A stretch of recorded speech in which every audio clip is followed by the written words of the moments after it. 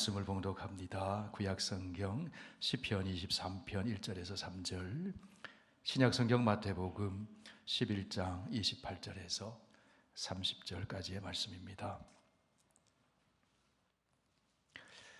구약성경 518쪽에 있습니다. 시편 23편 1절에서 3절까지 우리 다 함께 봉독합니다. 여호와는 나의 목자시니 내게 부족함이 없으리로다. 그가 나를 푸른 풀밭에 누이시며 쉴 만한 물가로 인도하시는도다. 내 영혼을 소생시키시고 자기 이름을 위하여 의의 길로 인도하시는도다. 신약의 말씀 마태복음 11장 28절에서 30절까지 말씀 제가 봉독합니다. 수고하고 무거운 짐진 자들아 다 내게로 오라. 내가 너희를 쉬게 하리라.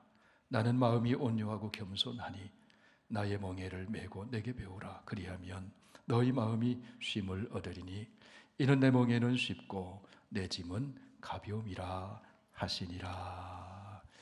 아멘. 하나님 아버지, 우리의 찬송을 받아주시니 감사합니다. 우리를 사랑하셔서 주시는 생명의 말씀을 들을 때 우리의 영혼이 소성되게 하시고 세상이 줄 수 없는 하늘의 안식이 넘치게 하여 주옵소서. 예수님 이름으로 기도하옵나이다. 아멘. 여러분, 혹시 여러분의 집에 첨단 경비 시스템이나 방탄 유리를 해놓고 사는 분이 계신가요? 오늘 교회에 오실 때에 방탄차를 타고 오신 분이 계십니까? 눈치를 보니까 아무도 안 계신 것 같아요. 그러면 여러분, 누가 첨단 경비 시스템이나 방탄 유리를 해놓고 살까요? 크게 부자인 사람, 권력을 가진 고위 인사들, 재벌이나 대통령 같은 사람, 부유한데 힘이 있는데 왜 그렇게 해놓고 살까요? 불안하기 때문에 그런 것이죠. 돈이 많아서 불안합니다. 힘이 세서 불안합니다. 언젠가 한국의 어느 목사님에게 들은 이야기입니다. 어떤 분이 부잣집은 어떻게 해놓고 사는가 궁금하던 차에 어느 큰 부잣집을 방문할 기회가 생겨서 집에 가보았더니 그 주인이 반갑게 맞이하면서 집을 이곳저곳 소개해 주더랍니다. 정원이 아주 크고 넓은 집이었습니다. 응접실이 얼마나 큰지 이 응접실 세트가 세 세트가 군데군데 놓여 있고 아주 고급스러운 가구들이 집에 가득하고 첨단 경비 시스템이 설치되어 있고 유리는 방탄 유리로 설치해 놓고 있었더랍니다. 침대는 세계에서 단 하나뿐인 침대를 설계해서 이태리에서 주문 제작해서 갖다 놓고 살고 있더랍니다. 그리고 침대 아래에는 비밀 통로가 있어서 비상시에 침대 옆에 있는 단추를 누르면 그 비밀 통로가 열려서 피신할 수 있도록 그렇게 만들어 놓고 살더랍니다. 왜 그렇게 해놓고 살까요? 불안하기 때문에. 넓고 화려한 집에 살면서 고급지고 편한 침대에 누워 잠을 청합니다. 그런데 편안함을 느낄 수 있을지는 몰라도 그 심령 속에 평안은 주지 못하더라는 것입니다. 20세기의 세계 최고의 부자로 살았던 록펠러가 세상을 떠나자 사람들이 재물을 담당하던 직원에게 물었습니다. 고인이 얼마나 남겨두고 가셨습니까? 재무 담당 직원의 대답이 간단했습니다. 가진 것 전부 다 놓고 가셨어요. 여러분 아시는 대로 록펠러는 평생을 예수 믿는 그리스도인으로 살았습니다. 록펠러는 그 많은 재산 다 두고 가면서 무엇을 얻었을까요? 예수 믿는 우리 성도는 어떤 사람일까요? 가진 것 전부 다 두고 가지만 주님 안에서 안식을 얻는 사람이 성도입니다. 이 땅에서 가진 것이 적을지라도 주님 안에서 안식 누리며 사는 사람, 그 사람이 성도입니다. 인류 역사상 가장 부유했던 사람을 꼽으라면 누구를 꼽을 수 있을까요? 석유왕 록펠러나 마이크로소프트의 빌 게이츠나 아마존의 제프 베이조스나 테슬라 자동차의 일론 머스크, 그런 사람일까요? 아마도 여러분이 잘 아는 솔로몬을 꼽을 수 있을 거예요. 솔로몬은 지혜와 지식에 부유했습니다. 잠언을 3천이나 말하고 노래를 1,005편이나 지었어요. 문학가였습니다. 음악가였습니다. 식물에 능했습니다. 식물학에 능했습니다. 동물학자였습니다. 하늘에 나는 새에 대해서도 아주 잘 알았습니다. 조류학자였습니다. 물고기에 대해서도, 바다에 대해서도 많은 지식을 가졌어요. 해양학자였습니다. 그만큼 지식이 부유한 사람이 없었어요. 솔로몬은 재물에도 부유했고 당대의 군사력에도 강성했습니다. 처와 첩을 1,000명 거느리며 왕의 자리에서 권세를 누리는 사람이었어요. 그런 솔로몬이 한평생 살아보고 인생의 노년에 되돌아보면서 이런 고백을 하죠. 헛되고 헛되며 헛되고 헛되니 모든 것이 헛되도다. 솔로몬은 또 이런 고백합니다. 모든 만물이 피곤하다는 것을 사람이 말로 다 할 수는 없나니 눈은 보아도 족함이 없고 귀는 들어도 가득 차지 아니하도다. 무엇을 말하는 것입니까? 그 많은 지혜와 지식이, 재물과 권세가 인생에게 안식을 가져다 주는 것이 아니더라는 거예요. 사람들이 살아가는 모습을 보면서 솔로몬은 또 이런 이야기를 합니다. 어떤 사람은 아들도 없고 형제도 없이 홀로 있으나 그의 모든 수고에는 끝이 없도다. 또 비록 그의 눈은 부요를 족하게 여기지 아니하면서 이르기를 내가 누구를 위하여는 행복을 누리지 못하게 하는가 하여도 이것도 헛되어 불행한 노고로다. 인생을 보니까 수고를 많이 해요. 그런데 외롭더라는 거예요. 외로운 인생이더라는 거예요. 안식이 없는 인생이더라는 것입니다. 그것을 다 살펴보고 전도서의 마지막 부분에 가서 솔로몬은 이런 교훈을 줍니다. 우리 12장 13절 같이 읽습니다. 일의 결국을 다 들었으니 하나님을 경외하고 그의 명령들을 지킬지어다. 이것이 모든 사람의 본분이니라. 하나님이 빠져버린 인생, 주님 곁에서 살지 않은 인생에게는 참 안식이 없다는 거예요. 그러니 하나님 경외하고 하나님 곁에서 하나님 사랑하며 살아라. 이게 결론입니다. 4세기에 살았던 기독교 교부요 성자로 불렸던 어거스틴이 젊은 날에 참 방황했어요. 신비종교 우상 숭배에 빠지기도 했고 정욕에 빠져 살기도 했습니다. 성경을 통해 하나님 만난 후에 어거스틴이 이런 고백을 합니다. 주님, 우리의 마음은 우리를 만드신 당신 안에서 참 안식을 찾을 때까지는 진정한 안식을 누릴 수가 없었습니다. 나를 만드신 당신 안에서 안식을 찾기까지 안식이 없었습니다. 얼마나 안식을 갈망하고 있는지, 얼마나 사람에게는 안식이 필요한지 이 어거스틴의 한마디 고백 속에 우리는 알 수가 있어요. 오늘 읽은 구약의 말씀, 다윗의 시로 알려진 시편 23편은 여러분이 잘 아는 말씀이죠. 1절 우리 암송해 보겠습니다. 여호와는 나의 목자시니 내게 부족함이 없으리로다. 부족함이 없으리로다. 이 말씀은 역설적으로 지금까지 내게는 부족함이 참 많았습니다. 인생을 살아오면서 내게는 문제가 참 많았습니다. 그런 고백이에요.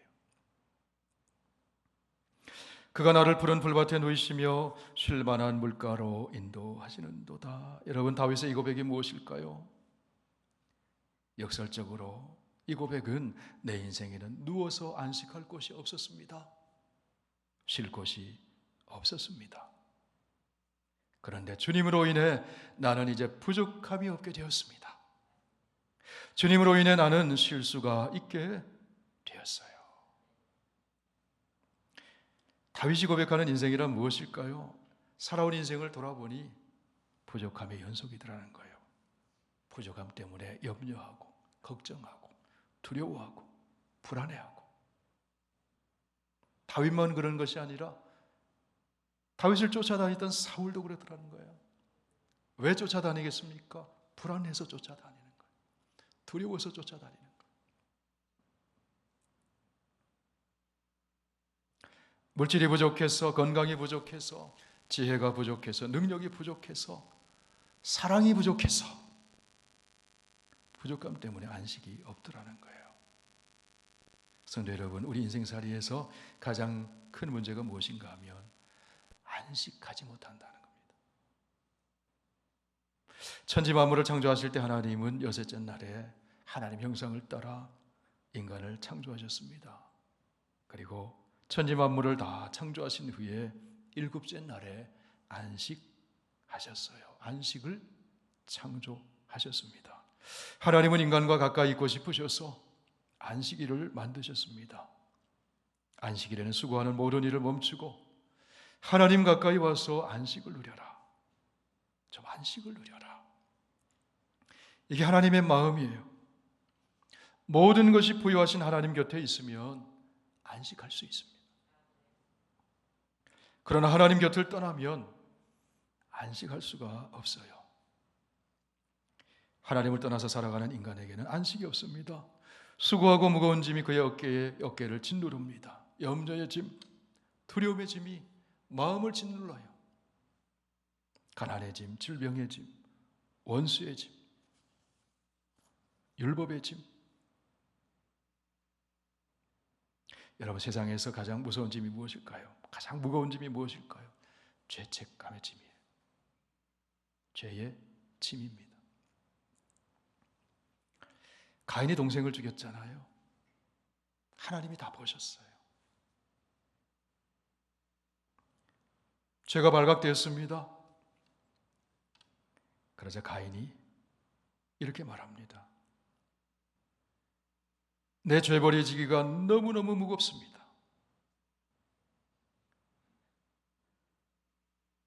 하나님, 내 죄짐이 너무 무겁습니다.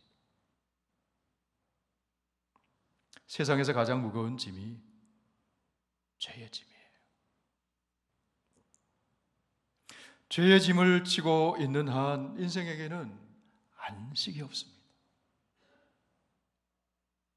그렇다면 여러분, 인생의 이 무거운 짐을 어떻게 해결할 수 있을까요? 누가 이 무거운 죄의 짐을 해결해 줄 수 있을까요? 오늘 예수님이 말씀하십니다. 수고하고 무거운 짐진 자들아, 다 내게로 오라. 내가 너희를 쉬게 하리라. 아무것도, 돈도 가져오지 말고 선물도 들고 오지 말고 오직 한 가지 가져와라. 너희가 있는 짐을 가지고 와라.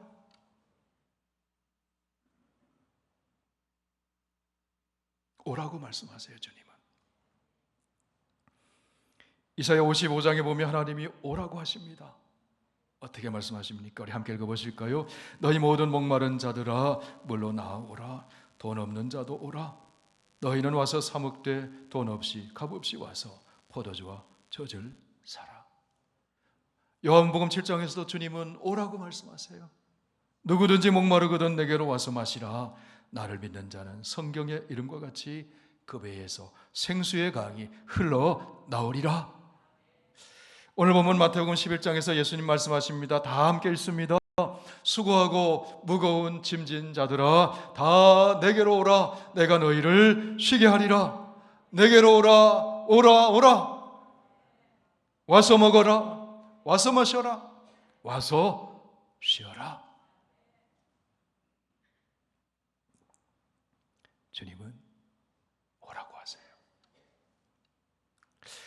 다윗의 인생을 들여다보면 두 발 뻗고 잠잔 적이 별로 없을 정도로 쫓겨다니며 살았어요. 골리앗이 이긴 후에 사울에게 쫓겨다녔습니다. 왕위에 오르고 난 다음에도 전쟁의 연속이었습니다. 죄짐에 눌려 살기도 했습니다.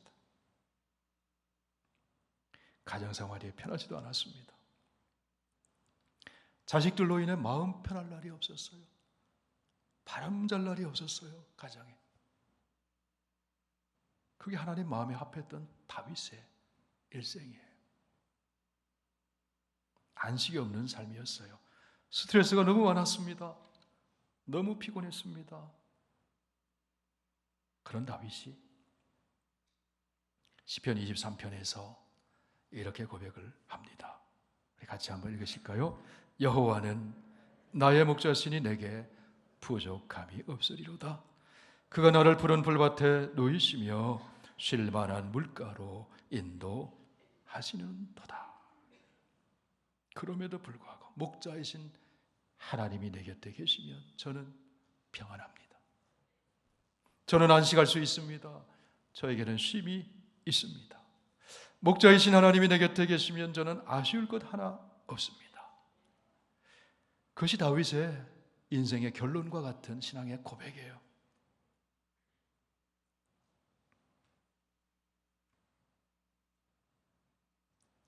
언젠가 우리 아이 친구가 집에 놀러 왔을 때 공항에 제가 라이드를 해주면서 둘이 가게 됐어요. 이런저런 얘기 나누다가 너 성경 말씀 중에 가장 좋아하는 말씀이 뭐니? 그랬더니 정신이 번쩍 나는지 없는데요. 그래요. 그러면서 되물어요. 목사님은 뭐예요? 나는 시편 23편 말씀이 너무 좋아. 너 그 말씀 알아? 여호와는 나의 목자시니. 들어본 것 같아. 너 성경 말씀 중에 좋아하는 말씀 한번 정해봐. 그랬어요.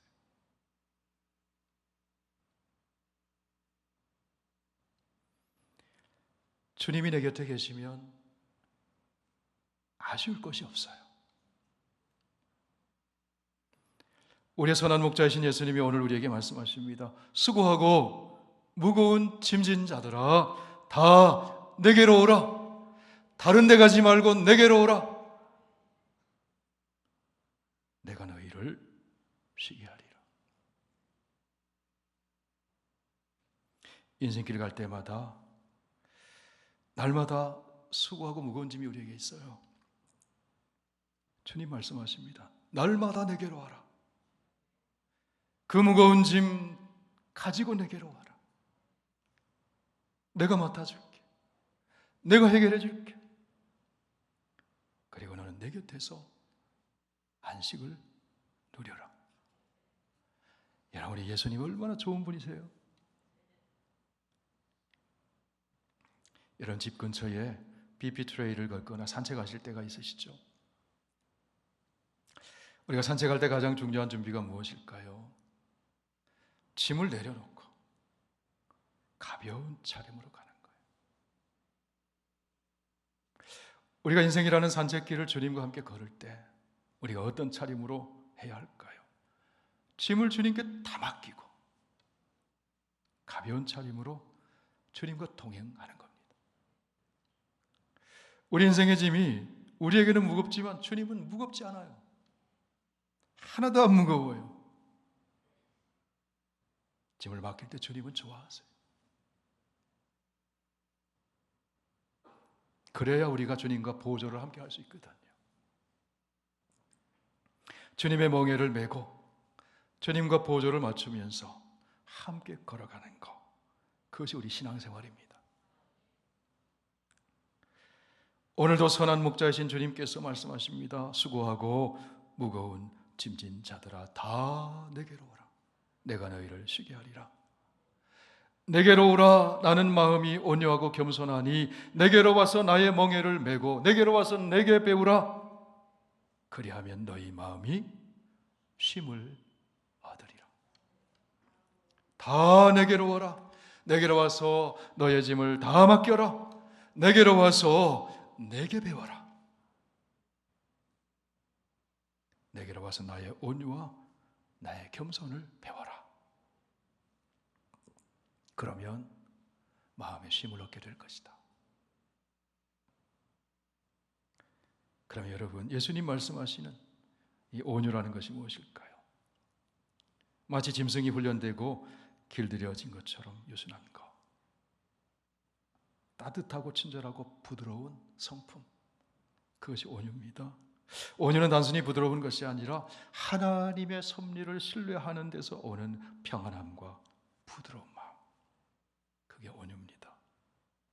하나님의 뜻에 길들여진 태도로 순종하는 마음이 온유입니다. 온유라고 하는 것은 마치 연주하기 전에 악기를 튜닝하는 것처럼 우리 인생의 지휘자가 되시는 하나님의 뜻에 튜닝하는 것, 그렇게 길들여지는 것, 그것이 온유예요. 예수님이 바로 그런 온유한 분이십니다. 예수님 마음은 언제나 따뜻합니다. 하나님의 뜻에 언제나 길들여져 있습니다. 하나님이 원하시는 일을 하면 하나님의 뜻에 튜닝이 되어 있습니다. 십자가 지시고 죽기까지 순종하시면서 하나님의 뜻에 맞춰져 있는 성품, 그것이 예수님의 온유하심이에요. 내게로 와서 그 온유를 배워라. 예수님은 또한 주님의 겸손을 배우라고 말씀하십니다. 겸손이 무엇입니까? 먼저 겸손은 하나님을 경외하는 것이 겸손이에요. 겸손한 사람은 하나님을 경외합니다. 하나님을 경외하는 사람이 겸손한 사람이에요.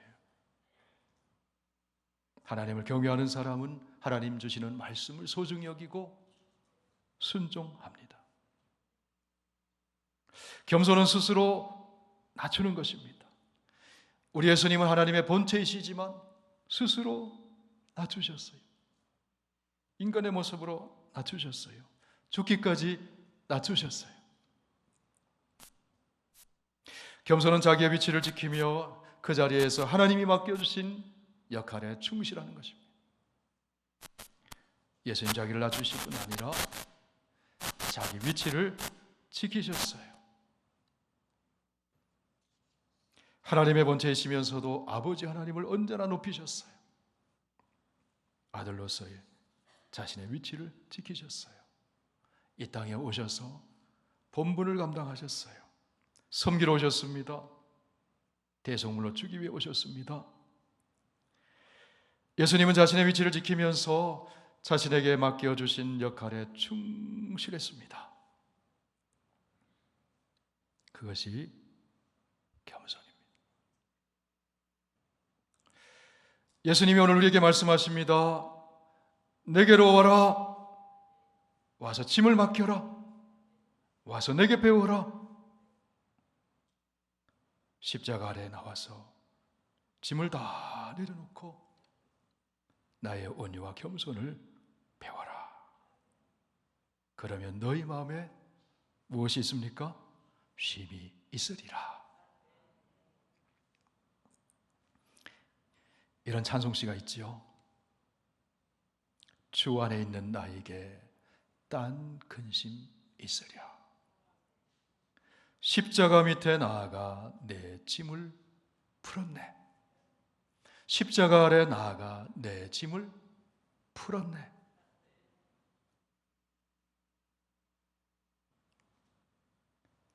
찬송가 415장에 보면 이런 찬송시가 있습니다.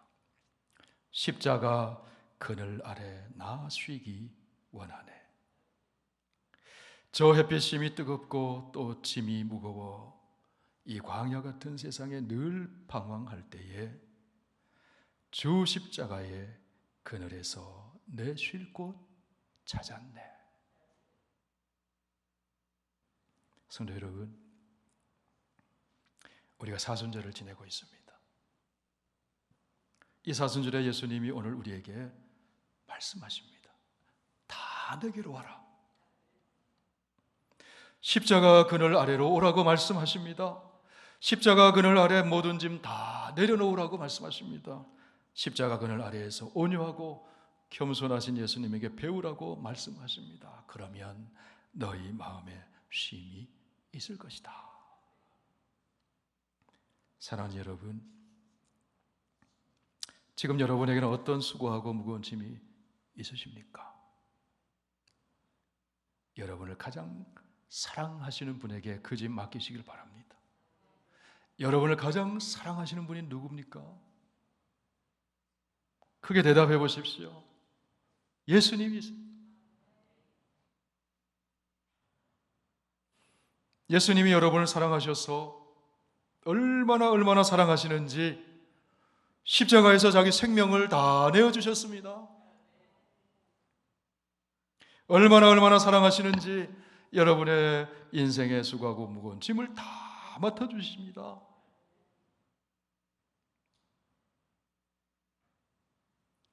예수님은 온유하고 겸손하신 사랑의 주님이십니다. 온유하고 겸손하신 사랑의 주님, 예수님에게로 나아가면 우리의 마음이 쉼을 얻게 돼요. 할렐루야. 오늘 선한 목자이신 예수님, 사랑의 주님께서 말씀하십니다. 수고하고 무거운 짐진 자들아 다 내게로 오라. 내가 너희를 쉬게 하리라. 나는 마음이 온유하고 겸손하니 나의 멍에를 메고 내게 배우라. 그리하면 너희 마음의 쉼을 얻으리니. 다 내게로 오라. 내가 너희를 쉬게 하리라.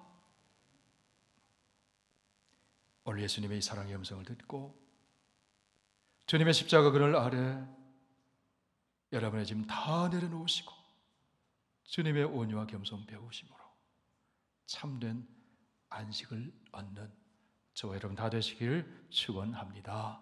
함께 기도하겠습니다. 우리 주신 말씀 꼭 붙들고 기도하겠습니다. 날마다 우리에게 짐이 있습니다. 부족하기 때문에 찾아오는 염려도 있고 두려움도 있고 불안하는 마음도 있고 날마다 죄책감이 우리를 누를 때도 있습니다. 해결되지 않은 문제 때문에 안식을 얻지 못할 때가 있습니다. 오늘 주신 말씀합니다. 주님 말씀하십니다. 다 내게로 오라. 내가 쉬게 하리라. 주님 앞에 나아가 여러분의 모든 짐을 아뢰면서 주님의 안식을 얻도록 기도하겠습니다. 거룩하시고 사랑이 많으신 하나님 아버지, 오늘 귀중한 하나님 말씀을 함께 전하고 함께 들었습니다. 말씀 속에 계시하시고 말씀 속에 우리를 만나주시는 예수님 감사합니다. 우리를 지극히 사랑하셔서 십자가에서 나를 위해 죽으시고 나를 위해 다시 살아나셔서 내 인생의 모든 수고하고 무거운 짐을 맡아주심을 감사합니다. 죄의 짐이 풀어지게 해주심을 감사합니다. 염려의 짐, 불안의 짐, 두려움의 짐, 모든 인생의 짐을 맡아주시니 감사합니다. 이 사순절을 지나면서 수고하고 무거운 인생의 짐을 주님이 앞에 십자가 아래 내어놓습니다. 우리의 모든 마음에 아버지 하나님 무거운 짐을 내려놓습니다. 주님, 온유하고 겸손하신 주님께 주님의 멍에를 메고 배움으로 참된 안식을 누리기를 원합니다. 주의 성령께서 붙잡아 주시고 인도하여 주셔서 날마다 십자가 아래 나가서 우리의 죄짐이 풀어지고 주님이 주시는 안식을 누리며 감사와 찬송과 기쁨이 넘치는 우리의 삶이 되게 하여 주옵소서. 우리의 가정의 짐을 내려놓습니다. 가정에 하나님의 주님이 주시는 안식이 임하게 하여 주옵소서. 아버지, 우리의 일터에서 짐을 주님 앞에 내어 맡깁니다. 일터에서도 안식을 얻으며 기쁨으로 일하게 하여 주시고 하나님 우리 아버지, 세상 끝날까지 우리를 도와주시고 동행하시는 주님 앞에 나가 날마다 쉼을 누리며 살게 하여 주옵소서. 우리를 지극히 사랑하셔서 십자가에 생명을 내어주시기까지 사랑하시되 끝까지 사랑하시는 주님 감사합니다. 우리를 사랑하셔서 우리가 힘겨워하는 것을 보지 못하시고 그 수고하고 무거운 짐을 다 맡겨라 말씀하시며 맡아주시는 주님 감사합니다. 날마다 수고하고 무거운 짐을 주께 맡기고 십자가 아래 내려놓고 주님이 주시는 쉼을 누리며 살도록 인도해 주옵소서. 예수님 이름으로 기도하옵나이다. 아멘.